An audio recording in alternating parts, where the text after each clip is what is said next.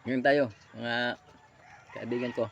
Ngayon, yung ulam ko, nandito na yung aso kong makulit. Ito, sinulat na naman ako. Ito, talbos ng ganas. Sagbot. Sagbot. Ngayon tayo ng sagbot. Alam nyo mga mga Tagalog dyan, sagbot. Ito, maingin na yung aso ko.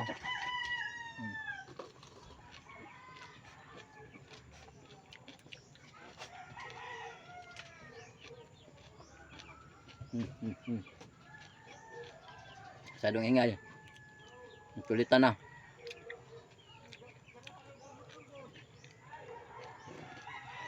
Nagtuyo tayo. Itong ulam natin ngayon, hapunan. At saka talbos ng kamote. Namimiss ko na to. Kasi sa una kong account, ito yung ulam ko araw-araw. Nakita sa mga video sa una kong account, palagi na lang to. Pero ngayon, parang medyo hapit makalimutan na. Pero ngayon, nawala na may ibang natin mapulutan ito.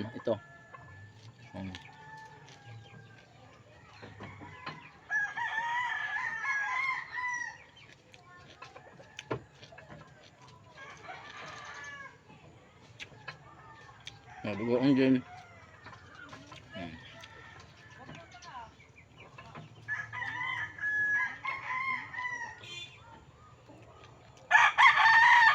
Basta dito, wala kang pera.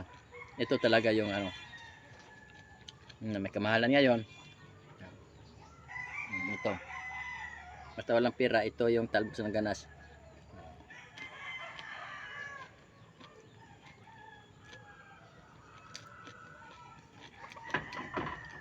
Masarap naman. Iniinit lang yung tubig. Hindi na pakuluan. Kasi nadudurog yung pakuluan. Ito.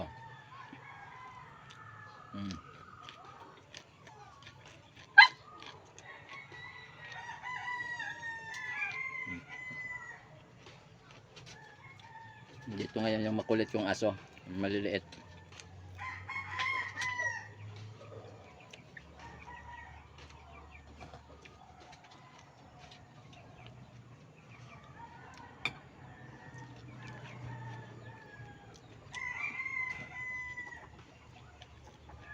Diba, Tulano?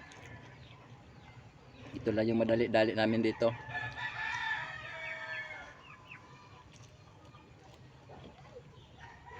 Minsan, inaadobo din na niluto ng mantika. Tapos, lagyan ng tuyo. Ayos na.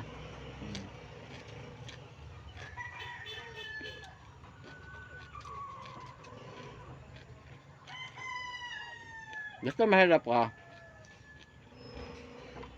Ito talaga. Hindi ka na naghahangad ng masarap na ulam. Imagine na lang. Nag-imagine na lang masarap yung ulam. Kung kumain ka ng mga magandang ulam, masarap. Busog ka na yun.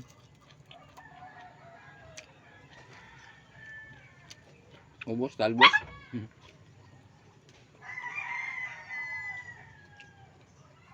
Ubos ng talbos.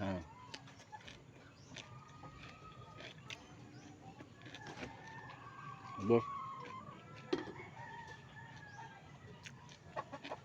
Thank you. Salamat po. Kasi lang inyo yung video ko.